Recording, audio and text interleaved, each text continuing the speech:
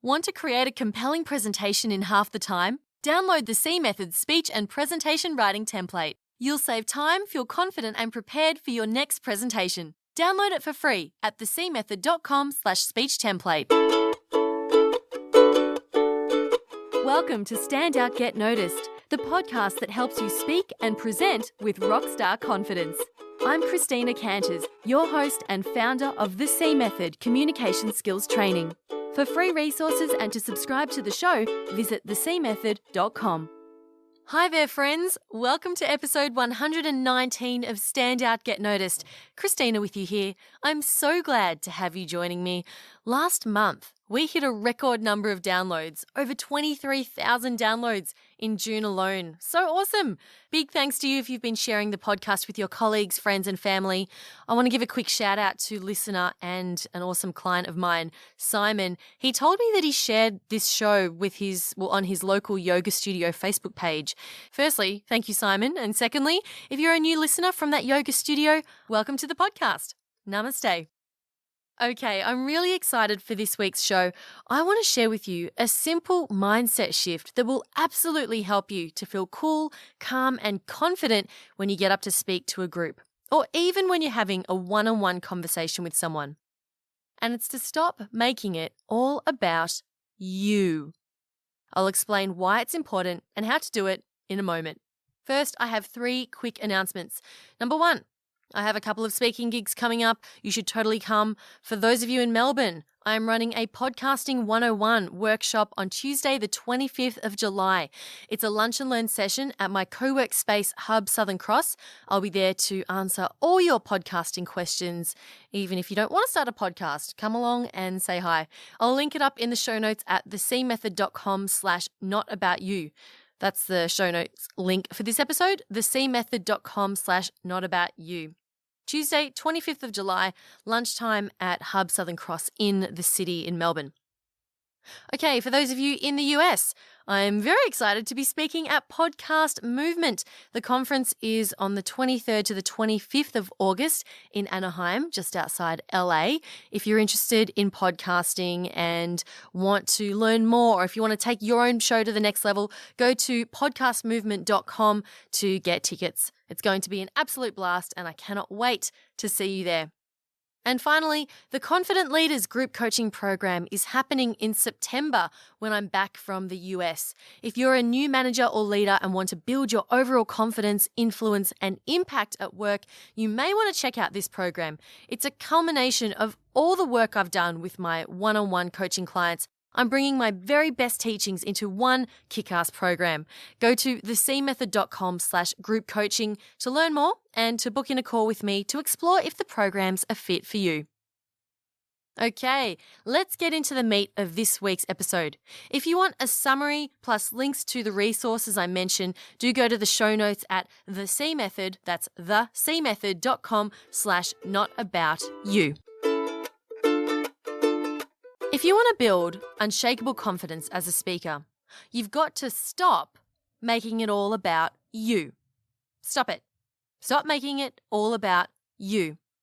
Here's what I mean by that. I see this all the time in my clients, in other speakers, in people I meet at events. I hear it from you, podcast listeners, and yes, I see it in myself too. Here's what happens. Tell me if this happens to you. You go up to present and these thoughts run through your mind. I have to perform well. I have to give a perfect presentation. I have to know more than everyone else in the audience. I have to appear super knowledgeable. I have to be interesting. The audience is expecting big things from me. They're going to think I'm stupid if I don't know my stuff. There's many more, but those are just a few that come to mind. And what do they all have in common? They are all about you, as in you, the speaker. You're thinking, I have to do this. I have to be a certain way. And I assure you, dear listener, there is nothing more crippling than making your presentation all about you. And why is this? Because when we make it all about ourselves, our presentation becomes a performance where we are the star or the performer there to impress the audience. Now, let me ask you this. What was the last movie you saw that you didn't like? I'll give you a moment to think about it. Got your movie? Cool. I'll tell you mine. It was Alien Covenant. Such a terrible, terrible movie. There was no joy in that movie. None. Zero joy factor. Okay, so you've got your movie? Cool. Now, I want you to think about how long do you think it took them to make that movie? And how much money do you think they spent to make that movie? I think with Alien Covenant would have been at least a few years, and I know they spent about $100 million on it, and that's not even a massive budget. Some movies they spend, $200 million. So all this time and money spent on this film, yet how quickly were you to dismiss that movie? You get to the end credits are rolling, you sit there and you wrinkle your nose and you go, that was crap. That sucked. Hated it. Can we go home now? All that time and effort and money and energy going into it, they tried so hard to create this thing that to impress you. Yet, for so many people, it just doesn't work. And we can so easily just sit there and go, nah, hated it. When you're speaking and trying to put on a performance, just like these movie makers are putting on this movie or this show for you, it's very easy for people to sit back and form their opinions of you based on your performance. And the issue with this is that you're never going to be able to impress everyone. No matter what you do, no matter how hard you try, no matter how much you practice or how much money you spend, you just can't impress everyone. Not everyone will like you. So instead, when you make it all about your audience, they then become part of the presentation. They become the stars. And then when they become the stars, they feel special and valued and included. And then it's impossible for them to hate on you when you help them to feel that way. I want you to think about a time when you were having a conversation with someone and they were really listening to you and they paid attention and they asked you questions and they listened to what you had to say. You felt pretty special, right? Did you think they were stupid or weird or not important? No. Dale Carnegie, author of How to Win Friends and Influence People, said, you can make more friends in 2 months by becoming interested in other people than you can in 2 years by trying to get other people interested in you. And it's the same principle when you're presenting to a group. So when I say involve your audience, make it less about you, what does that look like? It means that you do 2 things. Firstly, that you actively involve your audience in the presentation. You involve your audience. And secondly, you mentally focus on your audience. So that's more to do with your mindset. And how do we do this? I've got some tips for you here. Going to roll them out. Number 1, I want you to think of yourself as a facilitator, an enabler, or a guide rather than a performer or some sort of dancing monkey who's on stage and juggling and clapping cymbals together. Okay, think of yourself as a facilitator. You're there to facilitate this discussion. Okay, you're not there to tell people what to do. You're there to listen to them, to enable them to have these discussions, okay? You're there to guide them through this presentation. Last week, I did an episode on how to be a great tour guide and to take your audience on a journey. Go back and listen to that one if you haven't yet. If you can change your mindset to think of yourself in that way rather than someone who has to perform and deliver this flawless, performance, it'll make it a lot easier on you. The second thing you can do is to have empathy for your audience. So many people, when they get up to present, they think about how nervous they are and they focus on themselves and what if I forget? What if I don't remember this? What if they don't like me? I want you to have empathy for your audience instead. Okay? Your audience had to go through a lot to show up to your presentation today. And they've all got their own baggage. They've all got their own issues. Some of them might have been dealing with a sick child that morning. Some of them might be going through a divorce or a breakup. Some of them might have just been to the doctors and had some bad news.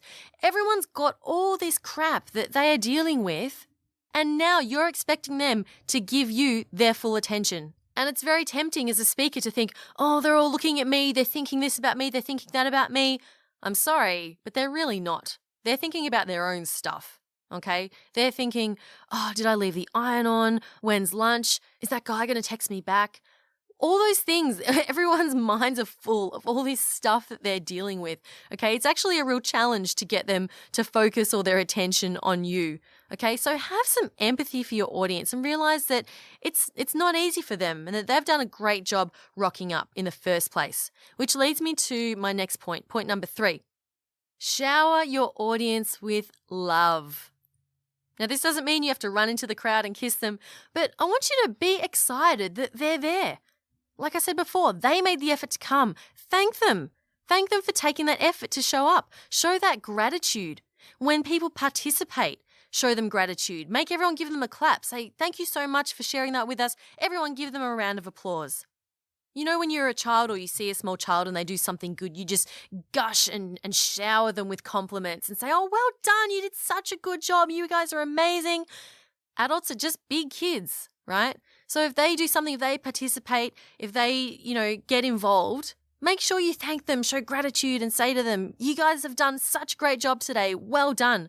You want to make them feel good about themselves. Make them feel good for showing up. And when they feel good about themselves, they're less likely to want to judge you. Well, they're going to like you more because they just can't help it. If you make someone feel good, they're going to automatically like you. That's just how it works.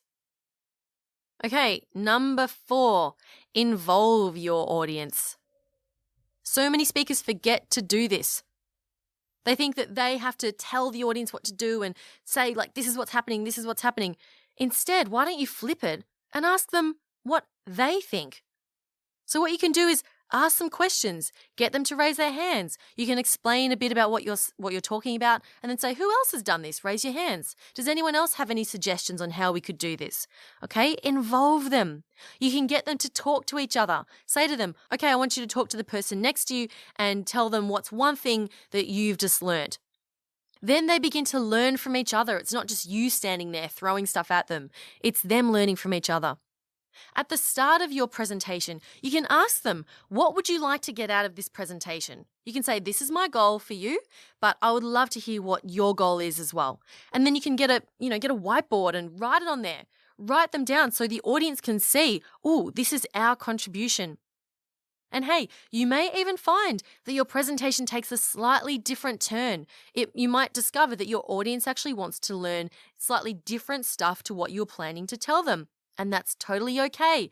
If you are agile enough, if you're flexible enough, you can then make your presentation more about meeting their needs. And that takes practice, but your audience will be much more appreciative if you do that and really address their needs instead of ignoring it and going, okay, I'm just going to continue to tell you what I think you need to hear. And finally, point number 5, be enthusiastic about your message. As you're preparing your next presentation, or even if you're running a meeting or whatever, I want you to take a moment to think about the message of your presentation.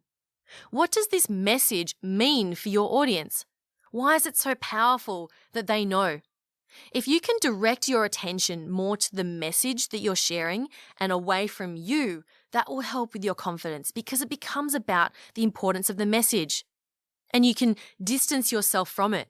When you make it about you, it means that your value or the value that you offer is being put on the line. If you say, I have to be interesting, I have to be knowledgeable, blah, blah, blah, then if people are judging you, it's based on a reflection of you. But if you make it about the message and say this message is valuable, even if the audience judges that message, they're still not judging you per se, right? They're judging the message. So it helps to put a bit of distance between yourself and the message. And I want you to arm yourself with the thought that this message is important. My audience needs to know this message. You just happen to be the person delivering that message. And how incredible is that? What an opportunity that is, that you get to be the one who delivers this message.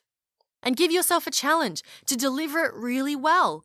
And tell yourself, this message is important and my audience needs to hear it and they need to understand it. And if they don't hear it and they don't understand it, then it'll actually be doing them a disservice. So I'm going to do my very best to make this as clear and engaging as possible so that they can take it away with them. That's a lot more empowering than the thought of, I have to be interesting, I have to be perfect, I have to be good. So those are 5 things that I challenge you to have a go at or to work towards next time you get up to present to a group. To recap, number 1, think of yourself as a facilitator, not a performer. Number 2, have empathy for your audience. They have their own crap to deal with. Number 3, thank your audience. Shower them with love. Number 4, involve them and ask them what they think. And number 5, be enthusiastic about the message. Now, I do a lot of speaking. I like to practice my speaking as often as I can. And after implementing some of these things, like over and over, I reached a point in my speaking career where I wanted to put so much energy into making this the best experience possible for my audience, right? Making it the most enjoyable, fun, engaging experience for my audience. I actually didn't have any energy left to care about what they thought of me. I didn't have the energy. Think about it. You only have a limited amount of energy. You may as well put that energy into something empowering and into something amazing for your audience. And after that, it's kind of like, you know what? I don't even have time to care what you people think of me. If you like me, great. If you don't, then doesn't matter. I was not going to be your friend anyway. But hey, at least you got the message, and at least you're taking something home with you, and at least you had fun today, or you met someone new and made a new friend. Now, it's not easy to do, but it is something to work towards.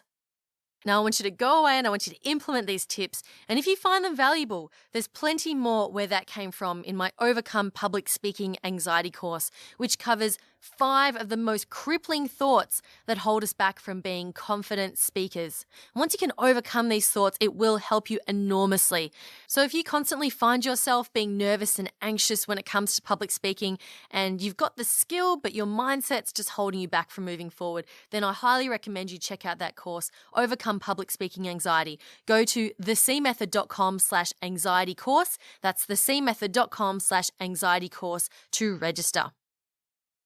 And I'm going to leave it there for you this week. I know that your time is extremely precious, so I thank you so much for choosing to spend some of it with me today. Keep on being awesome, Rockstar, and I will talk to you next week. My name's Christina Canters, and this has been Stand Out, Get Noticed.